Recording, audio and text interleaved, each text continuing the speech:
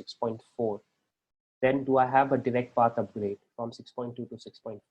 So I need to first determine that is there an upgrade path possible? If there is an upgrade path possible, then I would be able to do it. So you can see that this one is showing me the current version option, and this one is the targeted from where to where I'm going. So if my current version is 6.2.2 on the managed device, I can upgrade to 6.4, but I will not be able to upgrade to 6.5 directly.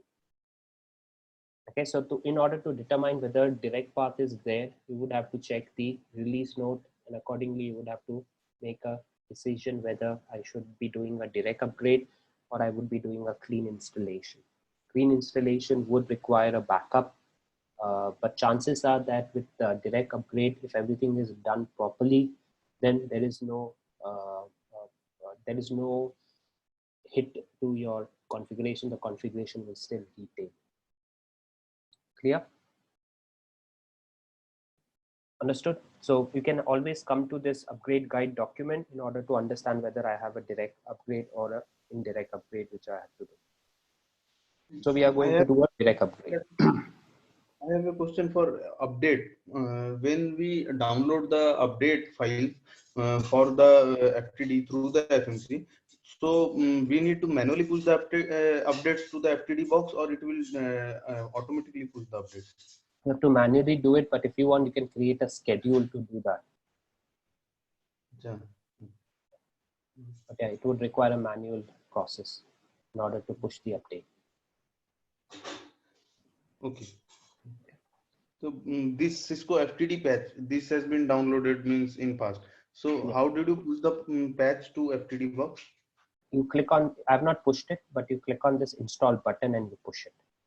And it will ask for, it will ask that on which devices you want to install this patch. Yes. If you click on this install button, so currently we have two FTDs which are of the same version, so it will show up both the devices.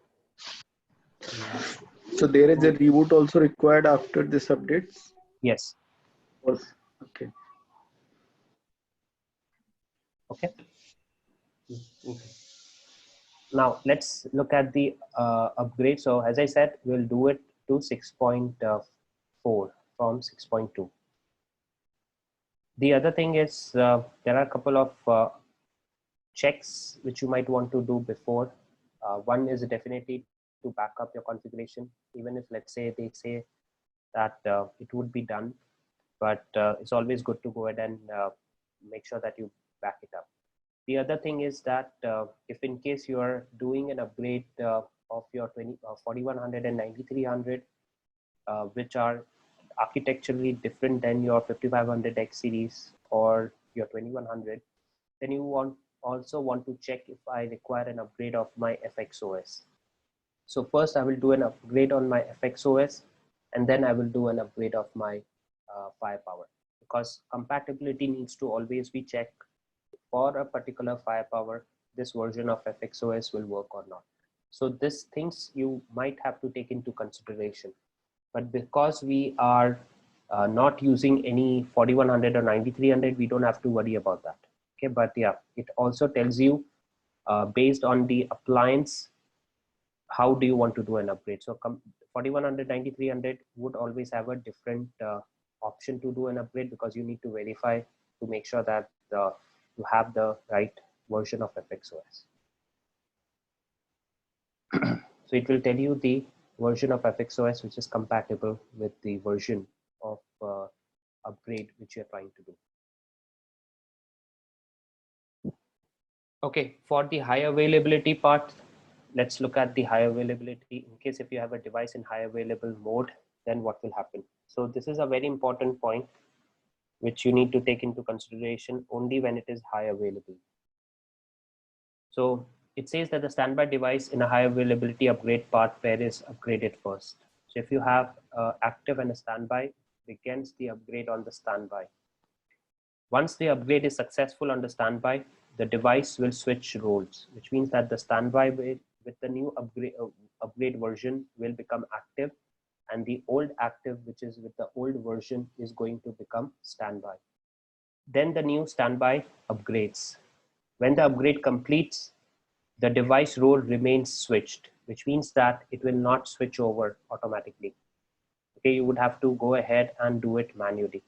So what it means is that the current active one is this in our network.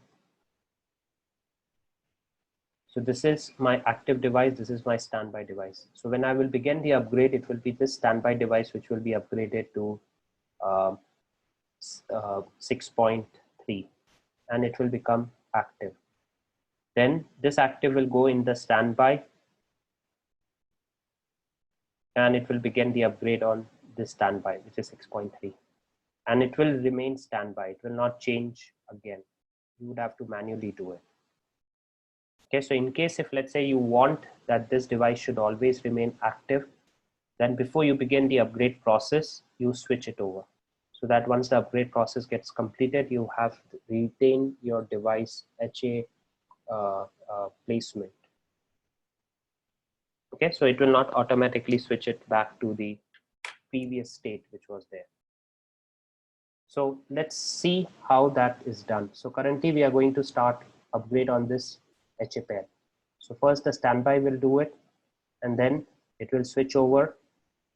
He will become the standby which is currently active and then it will upgrade that standby box. And both would have the same version. And during this upgrade, because it's a hitless upgrade, it will go ahead and not do any traffic disruption. Traffic will continuously keep flowing when the upgrade is taking place. All right, so let's look at it.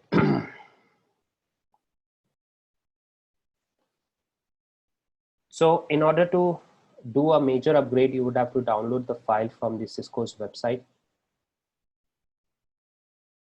So from where can I download that file?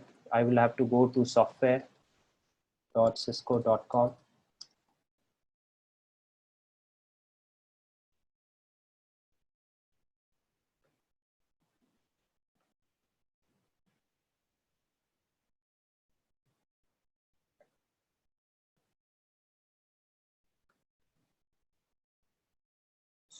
Software security, firewall,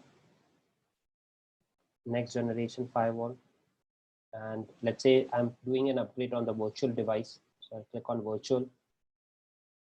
I will look at FTD software. And then let's say if I want to upgrade to 6.4 is the right version which I'm upgrading it to, not 6.3. So I'll go to 6.4 and I would see an upgrade file, which is with .sha format, sorry, .sh shell format. So I would be downloading that file.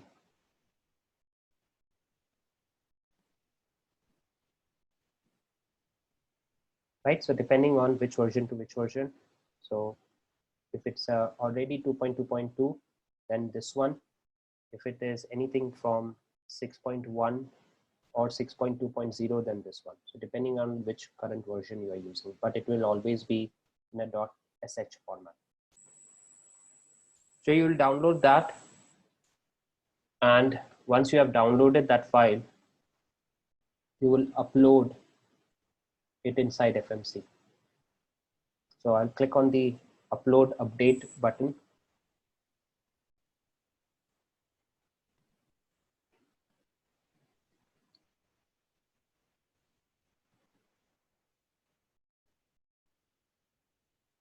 Click on browse.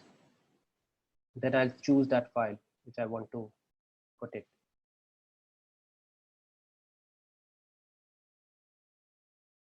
So you can see, I'm not sure if you can see on the bottom left hand side above the start button, it is showing you that how much upload is completed.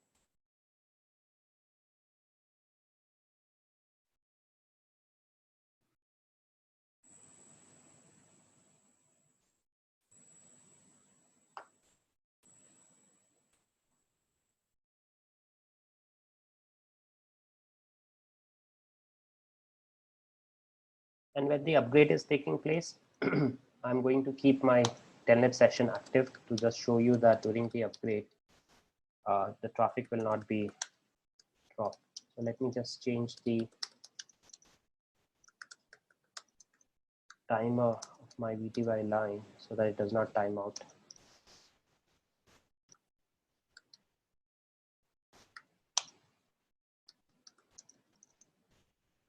And also I will simultaneously do a ping.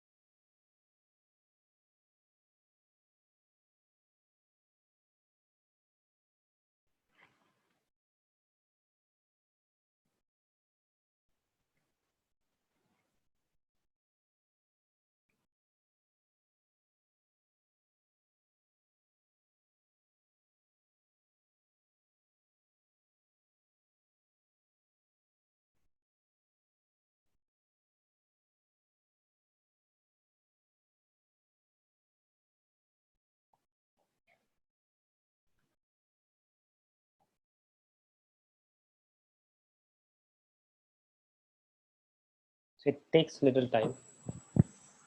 Let's wait for it to upload the file and we'll install it.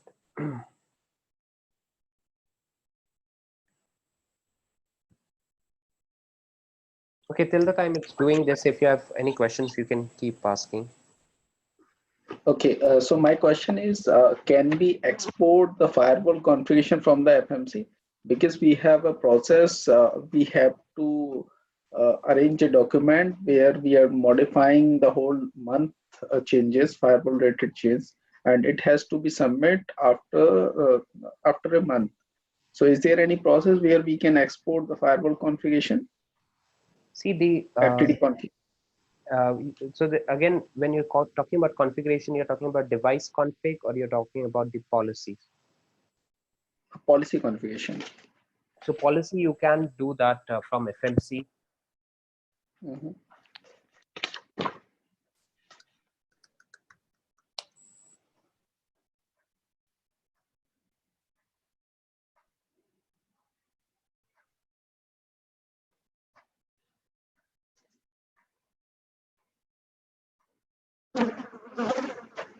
Once you go inside your policy, you have an option to export it.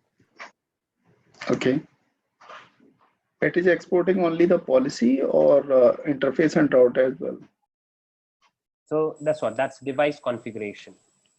So that would be, you can also do that, yeah, but you would have to go inside systems and then export that configuration. So both would be separate. Policies would be separate. Device configuration would be. They will not be in one file. Okay. Okay, so your access control configuration, and then for the device, so all your intrusion, NAT configuration, you would have to select if you want to export it. And for the device specific, you would have to do it from backup. Okay. You will not be able to export it, but it would be like a backup which you will be doing. So I'll show you that option, but yeah, you can do that, but it would be two separate things which would be there. Okay. Can we generate a comprehensive report as well, where we can see the changes over the devices? Suppose we have multiple devices in FMC and we want to have a comprehensive report after a month that how much changes we have done. I'm not sure about that, but we need to check it in the reporting part. That if is there any option to create such reports? So you have to generate your own report. It has an option to define different parameters, what type of reports you want to uh, generate, but it does not have any predefined report, which would be doing it for the changes which you are making on the device. Okay, so you have to generate the report and specify what parameters you want in the report.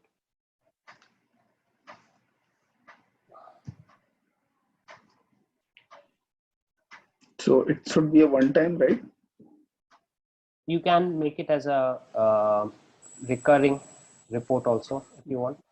Okay, so you can generate the audit log report, which will show you if any changes which you are making in the FirePower configuration change. And then you count or whatever you want. Right? So you would have to build your own report in different options, whatever you want. Okay, good. Okay, so now you can see that this file, the FTD upgrade 6.4.0 has been uploaded. So now if I want to do this installation, I would first have to do push. So I have to push that file to the device. Okay, so I'll click on push, and then it will give me the devices which are eligible for pushing. I'll select all my devices and then I will push this file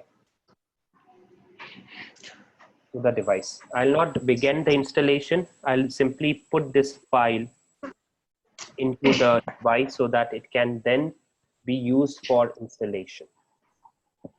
So first step is always to push the device. You can see pushing the configuration to FTD v1 and then to FTD v2. Please, can you show us where the push option was there? I missed it. This one. Oh, okay.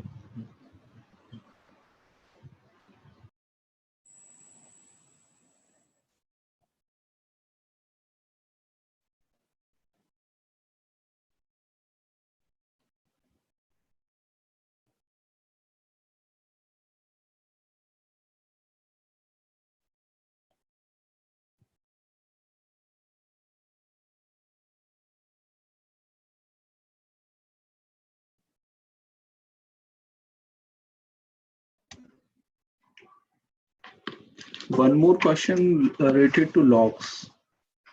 Yeah. So how we can define the log space in FMC? Suppose we have a multiple FTD boxes and we want to have define the particular space and retention period of the logs. How we can configure it? So there is no retention period till the time the disk is not full. The logs will be there. But once the disk starts getting full, then it will start overlapping your logs. It means that the old logs will be removed. Okay. Can you show me, because as discussed with other person, he told me that there is a dependency of some MB space. Tanvi, could you please clarify? So that's what I said, that the space matters. So you don't specify, it is the space. If you have a disk space, the logs will be stored for a long time. If you don't have disk space, then it will start crunching the log. then you would have to go ahead and do a data purge to delete the old logs so that the new logs can be added to it. Right. Health So monitoring. can we define a space as well for particular device? So yeah, if in case you want to see the FMC disk space, you would have to go inside the health, and over here you can see that 37% is getting utilized. If I click on my FMC,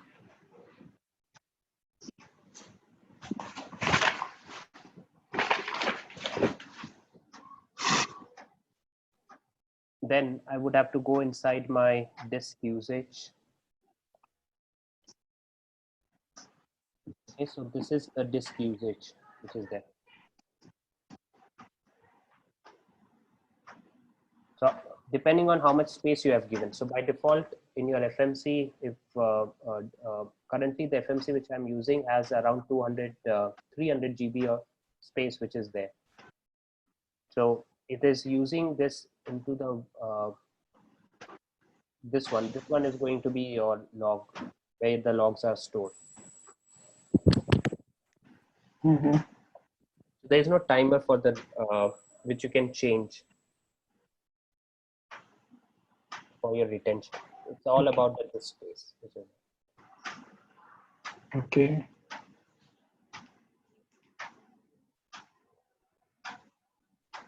Okay, so you can see on the FTD V2, which is the active one, the push has complete. Now it's trying to push it on V1.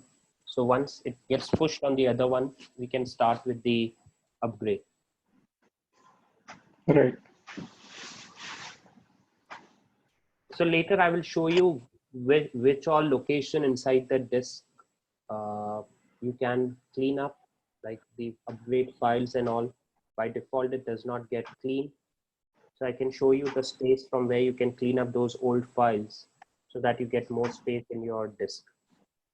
So when we are doing the system administration, at that time I'll show you that. Like we will not do it practically, but I will show you the commands which you can use in order to go ahead and clear out those spaces.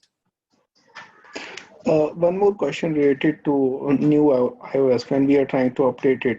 Is there any chance to have a corrupt the existing iOS? Means FTD configuration. Yeah, so when you're doing the upgrade, it could be possible that the upgrade might get corrupted, or during the upgrade process, it does not do the upgrade properly. So there could be chances. It's always good that you back up before you begin the upgrade. Okay, so which type of backup we have to done through the FMC? It's a full or how?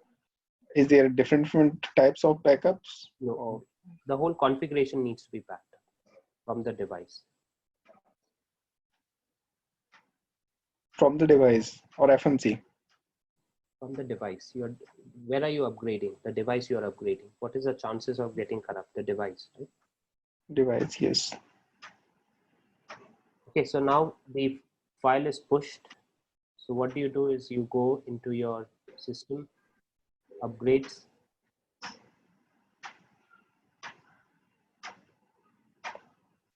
and then this time you will do the second button, which is install.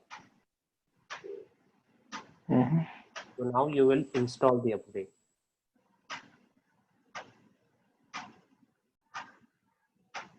And you select the HA pair. If you want, you can also launch the readiness check.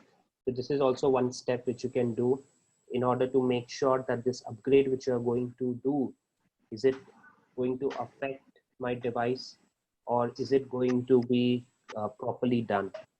But the problem with this launch readiness check is that it is actually going to simulate the whole upgrade, which means that how an upgrade would be done.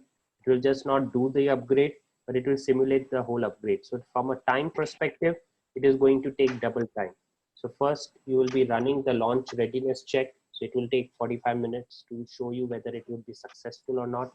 And then after that, you will take another 45 minutes to actually do the installation. But yes, this is a very good steps which you can do. Launch readiness check, which will simply show you that if I do an upgrade on the device, will it be successful or not? Okay. So this is also one way to make sure that the device does not get, the image does not get corrupted. If it's not able to do it because of, let's say, FXOS is not updated correctly, or because of any hardware limitation that this upgrade was not supposed to be done on this hardware, then in that case, you will still be saving your old configuration and old image. Okay, so it's always good to run it. But yes, from a time, it is going to take the same amount of time which an actual upgrade would take. But it will simply not do the upgrade. So what I'm going to do is I'm going to click on install so that it can begin directly the upgrade on the device.